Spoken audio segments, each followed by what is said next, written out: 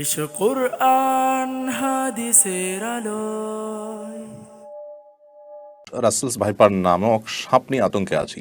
MD Faisal Hasan লিখেছেন, কোনো মুসলমানকে কোনো অমুসলিমের রক্ত শরীরে গ্রহণ করতে পারে, এবার শরীরে কোনো নিষেধাজ্ঞা আছে কিনা। ওয়াশিং মেশিনে নাপাক জামা কাপড় ধোয়ার বিধান কি? মাথা ব্যথা দূর করার জন্য কোনো দোয়া বা আমল আছে কিনা, দয়া করে জানাবেন। রাতে নখ কাটলে নাকি ঘরে বরকত হয়, এটা কতটুকু সত্য? সম্পূর্ণ করেন। বিয়ে করতে দেরি হচ্ছে, বিয়ের আগ পর্যন্ত চরিত্র হেফাজত রাখার উপায় কি? আব্দুল কাদের লিখেছেন, আমার দোকানের পাশে মদের দোকান আছে, মানুষ অনেক সময় জিজ্ঞেস করে মদের দোকানটা কোথায়। আমি যদি তাকে না বলি, সে উল্টাপাল্টা কথা বললে একটি গাছ নাকি কথা বলে, সবাই সেখানে ভিড় করে, এটা কি সম্ভব? ব্যাপারে ইসলাম কি বলে? দব্বা একমুখী ঢোল, এটি দফ, মূলত দব্বা নয়, যাই হোক, বাজানো কি ইসলামে জায়েজ? এক হুজুর বলেছেন এটি ইসলামী সঙ্গীতের সাথে এবং কোনো সম্মানীয় ব্যক্তিকে ওয়েলকাম করার জন্য ব্যবহার করা যেতে পারে।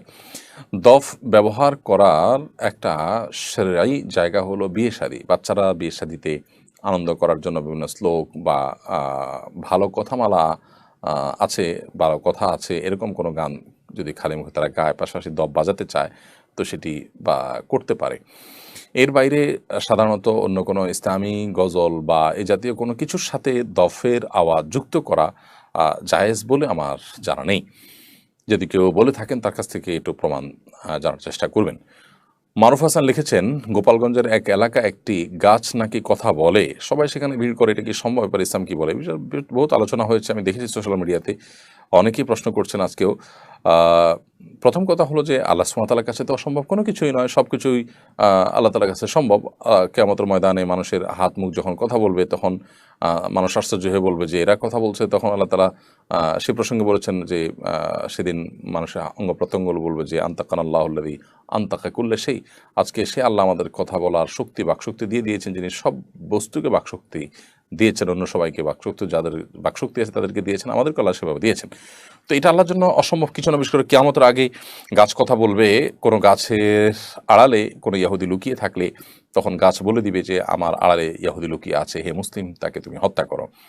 তো এরকম বর্ণনা রয়েছে। কিন্তু এখন আমাদের বর্তমান পরিস্থিতিতে বিশেষ যে ঘটনাকে কেন্দ্র করে এই ধরনের আলোচনা চলছে, বেশিরভাগ ক্ষেত্রে এই ধরনের ঘটনা আমাদের দেশে কিছুদিন পর পর এ জাতীয় ঘটনা শোনা যায়। এগুলো বেশিরভাগ ক্ষেত্রেই মানুষের নিছক ধারণা থাকে, এবং গ্রামের মানুষের মধ্যে কৌতূহল থেকে সবাই একটা মানসিক ব্যাপার হয়ে দাঁড়ায় যে সবাই যখন বলছে তখন তার মনে হয় যে হ্যাঁ, কিছু একটা সে শুনতে পাচ্ছে, এরকম হয় বেশিরভাগ ক্ষেত্রে।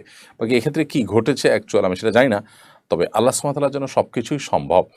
দ্বীনের অনেক বিষয় নিয়ে আজকাল অনেক তরুণরা, অনেক নামধারী মুসলমানরা ট্রল করেন, তারা আসলে পরিপূর্ণভাবে দ্বীন বুঝেননি, ইসলাম এবং ঈমান তারা বুঝেননি, নিজেকে সেভাবে আল্লাহর কাছে সুপর্দ করতে পারেনি, যার কারণে তাদের মধ্যে এ ধরনের মানসিকতা তৈরি হয়। কন্টেন্ট ক্রিয়েটরদের রং ঢঙে জীবন দেখে লেখাপড়ার আগ্রহ হারিয়ে সেদিকে ঝুঁকছে ইউটিউব, টিকটক, ফেসবুক থেকে, তাদেরকে কিভাবে দূরে রাখা সম্ভব পরামর্শ কামনা করছি। এগুলো থেকে দূরে রাখার জন্য মা বাবারা তাদেরকে সময় দিতে হবে, এবং সমাজে যে সমস্ত সমস্যা হচ্ছে, যে সমস্ত ছেলেপেলেরা বখাটে হয়ে যাচ্ছে, খারাপ দিকে চলে যাচ্ছে, নানা নেশা আপনার আসক্ত হয়ে তাদের জীবনকে ধ্বংস করছে, ইমানকে ধ্বংস করছে, তাদের বিষয়ে সন্তানদেরকে সতর্ক করা, এবং মা বাপ যথেষ্ট এন্টারটেনমেন্টের ব্যবস্থা, ফিজিক্যাল এক্সারসাইজের ব্যবস্থা, সন্তানদের সাথে গল্প করা, তাদের সাথে খেলাধুলা করা, ঘুরতে বের হওয়া, তাদেরকে সময় দেওয়া, এই জিনিসগুলো যত বেশি করবেন এবং দিনই চেতনা তাদের মধ্যে যত বেশি প্রথিত করতে পারবেন, তত বেশি এগুলো থেকে সন্তানকে দূরে রাখা সম্ভব হবে। না হলে সন্তানরা দিন শেষে এ ধরনের বিষয়গুলোতে আসক্ত হয়েই যাবে। আব্দুল কাদের লিখেছেন, আমার দোকানের পাশে মদের দোকান আছে, মানুষ অনেক সময় জিজ্ঞেস করে মদের দোকানটা কোথায়। আমি যদি তাকে না বলি, সে উল্টাপাল্টা কথা বললে খারাপ কাজে দিক নির্দেশনা দেওয়া হবে, আবার বললে আবার খারাপ কাজে দিক নির্দেশনা দেওয়া হবে, এক্ষেত্রে আমার করণীয় কি? আব্দুল কাদের ভাই, আপনি এ সমস্ত ক্ষেত্রে যদি তাকে না বলেন, তাহলে সেক্ষেত্রে অবশ্যই আপনার জন্য ভালো যে আপনি যদি না বলে থাকতে পারেন। আর যদি উল্টাপাল্টা কথা বলে, তার উল্টাপাল্টা কথার জন্য সে আল্লাহর কাছে দায়ী থাকবে। তবে দোকান ওই দিকে, এটা যদি আপনি দেখায় দেন, তো এটা এক প্রকার পথ প্রদর্শন হচ্ছে। আবার অপর দিক থেকে আপনি না বললেও সে কোনোভাবে খুঁজে বের করে নেবে। যদি এমন হয় যে আপনি কোনোভাবে অ্যাভয়েড করার সুযোগ আছে, তাহলে অ্যাভয়েড করাটাই আপনার জন্য সেফ হবে এবং নিরাপদ হবে। এতে তার যদি উল্টাপাল্টা বলার থাকে বলবে সে, বরং এটাতে এক ধরনের দাওয়াত হয়ে যাবে যে আপনি এটাকে হারাম মনে করেন একজন মুসলমান হিসেবে। নোমায়ের আল মাহদি আপনি লিখেছেন, বিয়ে করতে দেরি হচ্ছে, বিয়ের আগ পর্যন্ত চরিত্র হেফাজত রাখার উপায় কি? বিয়ের আগ পর্যন্ত চরিত্র হেফাজত করার উপায় হলো মেয়েদের সাথে উঠা বসা, সংশ্লেষ, তাদের সাথে একান্ত আলাপচারিতা এগুলো একান্ত প্রয়োজন হলে নির্জনতা অ্যাভয়েড করে ফিতনার দুয়ারগুলো বন্ধ করে সেটি করা উচিত। আর তা না হলে চরিত্র হেফাজত করা কঠিন হয়ে যায়। এবং এরকম কোনো জায়গা না যাওয়া, যে জায়গায় গেলে নিজের চরিত্র হেফাজত করা কঠিন হবে, চোখের হেফাজত করা, এরকম বিষয় না দেখা, এরকম প্ল্যাটফর্মে না যাওয়া, যে প্ল্যাটফর্মে যে পরিবেশে গেলে নিজের চরিত্র হেফাজত করা কঠিন হয়, চোখের হেফাজত করা কঠিন হয়। আল্লাহ বলেছিল লা তাকরাবু যিনা, তোমরা যিনার কাছেও যেও না, কারণ এই অপরাধটি এমন যে কাছে গেলে মানুষ সেখানে পতিত হওয়ার আশঙ্কা তৈরি হয়। আর এমনিতে বিয়ে দ্রুত হওয়ার জন্য উদ্যোগী হওয়া দরকার, উপার্জন করা দরকার এবং যথাসম্ভব তাড়াতাড়ি বিয়ের ব্যবস্থা করা দরকার, যাতে করে চরিত্র হেফাজত হয়। চরিত্র হেফাজতের সবচেয়ে বড় মহৌষধ সেটি। শাইখুল ইসলাম লিখেছেন, রাতে নখ কাটলে নাকি ঘরে বরকত হয়। এটা কতটুকু সত্য? সম্পূর্ণ কুসংস্কারের জন্য কথা। রাত বা দিনে নখ কাটার মধ্যে কোনো পার্থক্য নেই। দিনেও রাত নখ কাটা যেতে পারে, রাতেও নখ কাটা যেতে পারে। এটা কোনো নিষিদ্ধ কোনো বিষয় নয়।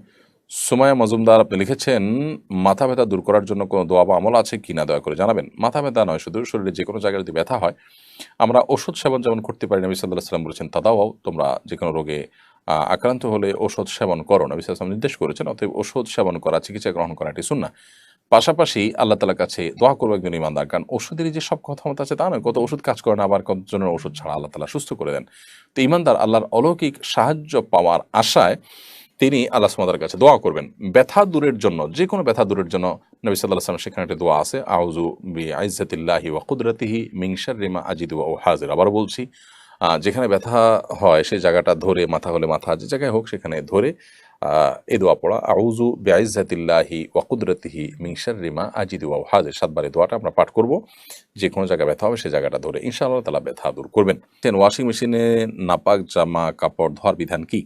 ওয়াশিং মেশিনে যদি একদিক থেকে পানি আসে আর একদিক থেকে যায়, পানি আসার পর সেটা জমে এবং ফ্যান এর মাধ্যমে সেটি ঘুরে জামা কাপড়, এরপরে যথেষ্ট সেটাকে একদম শুকিয়ে ফেলা হয় চিবিয়ে, আর পানিগুলো চলে যায়। তো বিসমিল্লাহ বলে আপনি সুইচ দিয়েছেন, এভাবে একবার ধোয়া হয়ে গেলো, 2বার ধোয়া হয়ে গেলো, 3বার ধোয়া হয়ে গেলো, বা যদি হয় তাহলে সেক্ষেত্রে কাপড় পাক হয়ে যাবে, কোনো অসুবিধা নেই। আপনি ফয়সাল হাসান লিখেছেন, কোনো মুসলমানকে কোনো অমুসলিমের রক্ত শরীরে গ্রহণ করতে পারে? এবার শরীরে কোনো নিষেধাজ্ঞা আছে কিনা? কোনো মুসলিম যদি কোনো অমুসলিমের রক্ত শরীরকে গ্রহণ করেন, সেটি নাপাক হয়ে যাবে না বা কোনো গুনাহ হয়ে যাবে না। সেই দৃষ্টিকোণ থেকে এবার কোনো নিষেধাজ্ঞা নেই। মোহাম্মদ হোসেন আপনি লিখেছেন, আলোচিত ছাগলকাণ্ডে ধৃত সরকারি কর্মকর্তার মেয়ে বলছে তার বাবাকে সে দেখে ছাড়বে, তার বাবাকে সে ছাড়বে না, অথচ সেও তার বাবার অন্যায় উপার্জনের সুফল ভোগী। সন্তান কি বাবা সম্পর্কে এমনটা বলতে পারে? এবার শরীয়ত কি বলে? দেখুন, বাবা কিংবা মা বা বড় ভাই বা পরিবারের কোনো সদস্য অন্যায় করলে আপনি সে অন্যায়কে অন্যায় বলবেন, এটুকু তো ঠিক আছে। বাবা অন্যায় করেছেন দেখে সেটাকে আমি ন্যায় বলবো, তা তো হতে পারে না। এটা তো ঠিক আছে, এতটুকু চলে। বাট যদি বাবার অন্যায়ের সুবিধাভোগী আপনি নিজেও হন, তাহলে সেক্ষেত্রে আপনি বাবা বিপদে পড়েছেন বা ধরা খেয়েছেন, কিংবা যে কোনো, আমরা জেনারেল যে কোনো ব্যক্তির জন্যই বলছি, যে এরকম করে পরিস্থিতি তৈরি হয়েছে যে বাবা বিব্রত করা একটা পরিস্থিতি আছেন, এই সুবাদে আপনি, আপনারও মান সম্মান গেছে, সেই অজুহাত তুলে আপনি তাকে দেখে ছাড়বেন বলছেন, সেটা অবশ্যই গ্রহণযোগ্য নয়। মূলত এ ধরনের বিষয়গুলো আমাদের সমাজের বাস্তব রূপকে বারবার আমাদের সামনে ফুটিয়ে তোলে। কোরআনে আল্লাহ তাআলা বলেছেন, ইয়াওমা ইয়াফিরুল মারউ মিন আখিহি ওয়া উম্মিহি ওয়া আবিহি ওয়া সাহিবাতিহি ওয়া বানিহি। মানুষ সেদিন মা বাবা সন্তান স্বামী স্ত্রী পরস্পর থেকে কিয়ামতের দিন পলায়ন করার চেষ্টা করবে। কারণ এই প্রিয়জনরা কেউ দেখে যদি নেক আমল চেয়ে বসে, কেউ যদি কোনো পাপের দায় নিতে বলে, এজন্য একে অন্যকে দেখে আত্মগোপন করবে এবং লুকিয়ে ছাপিয়ে পালিয়ে বেড়ানোর চেষ্টা করবে। তো এ ধরনের পরিস্থিতি কিয়ামতের দিন হবে। অথচ দুনিয়াতে আমরা দেখতে পাই যে মানুষ যে সন্তান সন্ততির জন্য, পরিবারের জন্য অন্যায়ভাবে উপার্জন করেন, হারাম উপার্জন করেন, একটা পর্যায়ে সেই সন্তান সন্ততি তার সেই পাপের দায় নিতে চান না। কিয়ামতের ময়দানে কোত্থেকে নেবেন? দুনিয়াতেই অনেকে সেটিকে অস্বীকার করেন। অতএব সন্তানকে সততার সাথে মানুষ করার চ্যালেঞ্জটাতে আমাদের ফোকাস করা উচিত এবং সেটাতে আমাদের অগ্রসর হওয়া উচিত, চ্যালেঞ্জ ওভারকাম করা উচিত, যাতে আমাদের সন্তানকে আমরা সততার সাথে মানুষ করতে পারি। তাদেরকে মানুষ মুত্তাকি আল্লাহভীরু যদি আমরা করতে পারি, এই সন্তান কোনোদিন বাবা মাকে এই ধরনের কথা বলবে না, বরং বাবা মার কোনো অন্যায় হয়ে থাকলে তাদেরকে সংশোধনী যেমন দেওয়ার চেষ্টা করবে, তাদের অন্যায়কে অন্যায় যেমন বলবে, ঠিক তেমনিভাবে বাবা মার প্রতি ন্যূনতম যে সন্তান হিসাবে তার দায়িত্বশীলতা আছে, ভদ্রতা প্রদর্শন করার কথা আছে, এটা তা পালন করবে। সন্তান যদি দিনদার হয়, ধর্মভীরু হয়, আল্লাহভীরু হয়, সে কখনো বাবা মাকে কষ্ট দিতে পারে না, দেয় না। অতএব সন্তানকে ধার্মিকতা শিক্ষা না দিলে, দিনদারিতার শিক্ষা না দিলে সে সন্তান বাবা মার সাথে অনেক অন্যায় আচরণ করতে পারে, যেটা অহরহ আমাদের সমাজে হচ্ছে। বিশেষ করে যারা সন্তানদের ছোটবেলা থেকে তাদের জন্য পাগল পড়া হয়ে যাচ্ছেন, দুর্নীতি করে, চুরি করে, সুদ ঘুষ নানাভাবে অবৈধ উপার্জন করে সম্পদের পাহাড় গড়ে তুলছেন, কি জন্য? সন্তানের ভবিষ্যতের দিকে তাকিয়ে। দুঃখিত, এ ধরনের ঘটনা সে সমস্ত মানুষের জন্য চোখে আঙ্গুল দিয়ে শিক্ষা দিয়ে দেয় যে কর্মস্থলে সন্তান বা পরিবারের কোনো সদস্য বা কারোর জন্যই অন্যায় কাজ করা উচিত নয়। আল্লাহ তাআলা আমাদেরকে বোঝা এবং শিক্ষা গ্রহণ করার তৌফিক দান করুন। নাজমুল ইসলাম আপনি লিখেছেন, আমি উপকূলীয় এলাকার মানুষ, রাসেলস ভাইপার নামক সাপ নিয়ে আতঙ্কে আছি।